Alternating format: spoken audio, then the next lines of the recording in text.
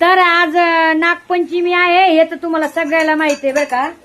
पण काल मी अशा 2-3 इंस्टा बघत होते तर रील बघितल्या होत्या की त्या नागपंचमीच्या रोजी तव्यावर भाकरी नका करू आणि पोळ्या नका करू, काहीच नका करू.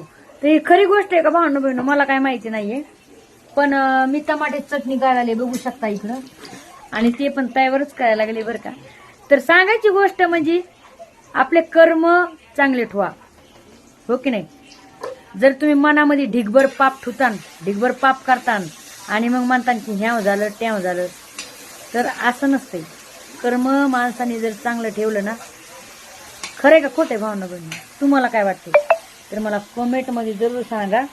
कारण की असल्या काही अशा बाता असतात अंधश्रद्धाच्या की जेणेकरून लोक फळीत राहतात.